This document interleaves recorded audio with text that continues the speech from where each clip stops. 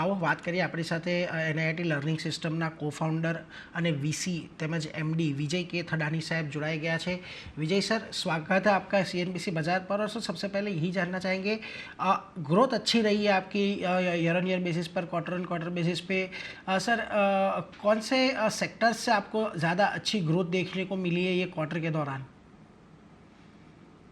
तो इस बार ही जो ग्रोथ इस तरह के नए ऑर्डर्स जो हमारे पास आए हैं वो आए हैं टेक्नोलॉजी सेक्टर से और फार्मा लाइफ साइंसेस के सेक्टर से।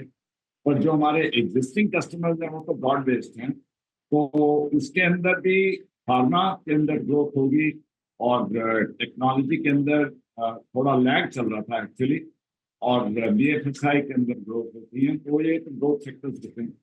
ओवरऑल जो हमने नोटिस किया है कि जो हमारे नए ऑर्डर्स हैं और जो हमारा स्ट्रॉन्ग प्रोफाइल इमर्ज हो रहा है जनरेटिव एआई के अंदर, उससे हमें काफी फायदा हो रहा है। एग्जिस्टिंग कस्टमर्स भी थोड़ा स्पेंड बढ़ा रहे हैं, सबके सब नहीं, उसने बढ़ाने शुरू किया है, विच इज वेरी पॉजिटिव। और दूसरा, नए कस्टमर्स में हमें विन रेट्स हमारे इम्प्रूव हो गए हैं।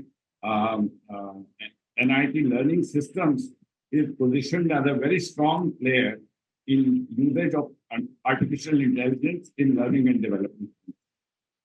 तो ये जी सर। सर आपसे थोड़ा ये भी जानना चाहेंगे कि कितने नए कस्टमर आपने ये क्वार्टर के अंदर ज्वाइन किए हैं और कितनी रेवेन्यू विजिबिलिटी अभी आ रही है जो टोटल कस्टमर ऑफ नंबर आपके हैं उसकी तरफ से? हाँ जी, तो हमने 3 नए MTS कस्टमर्स ऐड किए हैं। 3 एग्जिस्टिंग कस्टमर्स का स्कोप एक्सपेंशन हुआ है। और तो 3 नए कस्टमर्स हैं, 2 टेक्नोलॉजी से और 1 फार्मा से। 3 स्कोप एक्सपेंशन हैं। एक रिन्यूअल है विच मेंटेन्स 100% रिन्यूअल रेट। और ओवरऑल अब हमारे 89 MTS कस्टमर्स हो गए हैं। और हमारा जो रेवेन्यू विजिबिलिटी है, जो आपका लास्ट सवाल था, वो है $350 मिलियन, $350 मिलियन, जो जिसके अंदर बढ़ोतरी दिख रही है। जी sir. Sir quarter quarter basis पे मार्जिन थोड़े फ्लैट रहे, लेकिन overall year on year basis पे मार्जिन में भी थोड़ा इम्प्रूवमेंट हुआ है। आपको क्या लगता है, जिस तरीके से आप बोल रहे हैं कि यहाँ पर कस्टमर ने थोड़ा जो स्पेंड है वो भी बढ़ाने का यहाँ पर शुरू किया है, लग रहा है अब मार्जिन में ये लेवल से ये FY25 में आपको कोई इम्प्रूवमेंट देखने को मिलेगी? आप क्या एक टारगेटेड रेंज लेके चल रहे हैं? हाँ जी, तो पहली बात कि हमारी टारगेटेड रेंज 24%, 24 के आसपास। तो इस क्वार्टर में हमारी 24 से अच्छी रही है, पिछले क्वार्टर में भी 24 से अच्छी रही थी। पर आगे क्वार्टर्स के अंदर जब हम और इन्वेस्टमेंट भी कर रहे हैं और जो कस्टमर मिक्स आएगा, जो प्रोफाइल है, उसके बेसिस पे हमारा गाइडेंस 24 प्लस का ही है। तो हम उसी गाइडेंस पे रहेंगे। अगर इसी तरह से चलता रहा तो इम्प्रूव भी हो सकता है, पर हमको इन्वेस्टमेंट भी करनी है ग्रोथ के लिए। और जो जनरेटिव एआई के लिए अभी हमने काम शुरू किया और जिसकी वजह से हमें अच्छे ऑर्डर्स मिल रहे हैं और अभी हमें रेवेन्यू का भी बेनिफिट मिल रहा है, तो इसको मल्टीप्लाई करने के लिए हमें थोड़ी इन्वेस्टमेंट भी करनी होगी। तो हमारी गाइडेंस 24% प्लस की। जी सर, वैसे आपने बता तो दिया कि ये इन्वेस्टमेंट होगी वो जनरेटिव एआई में होगी, लेकिन कहीं पर आप इनऑर्गेनिक ग्रोथ की अपॉर्चुनिटी अभी कुछ फाइंड कर रहे हैं? क्योंकि आप जैसे इन्वेस्टमेंट आप बढ़ाने की बात करिए, जो इन्वेस्टमेंट बढ़ेगा वो स्पेसिफिकली प्रोडक्ट बेस्ड होगा।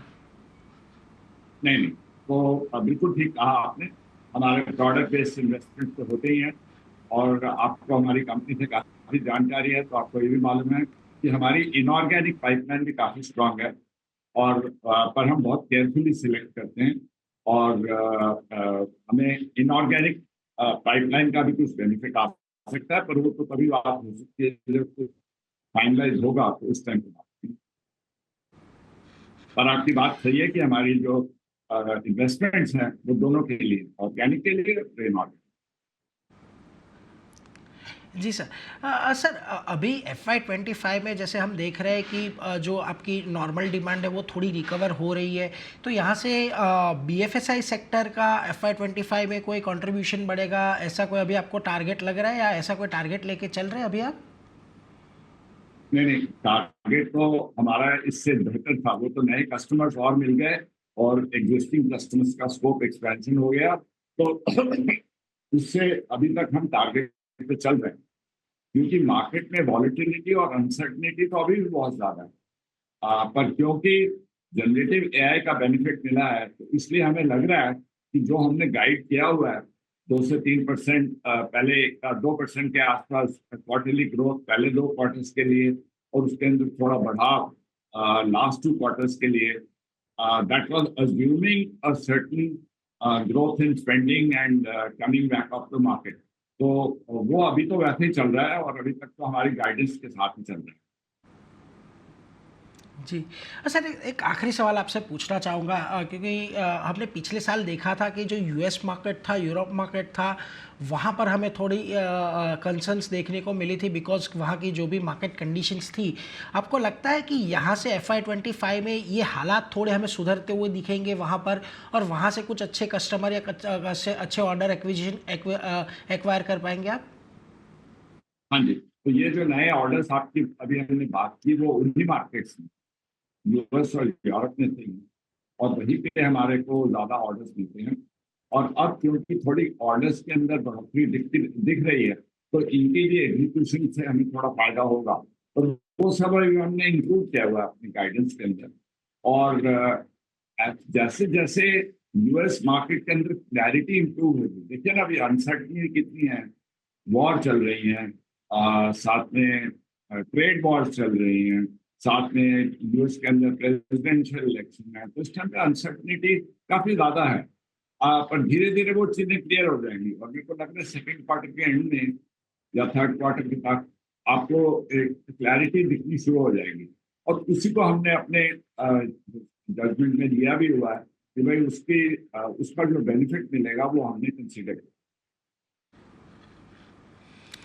जी सर। सर बहुत बहुत शुक्रिया सर हमारे साथ जुड़ने के लिए, और आपने अपनी क्वार्टरली पूरी अपडेट हमारे साथ सर शेयर की, और हम आशा रखते हैं कि आने वाले क्वार्टर्स भी आपके अच्छे रहेंगे और हम ऐसे ही सर आपसे जुड़ पाएंगे और बात कर पाएंगे। Thank you very much sir.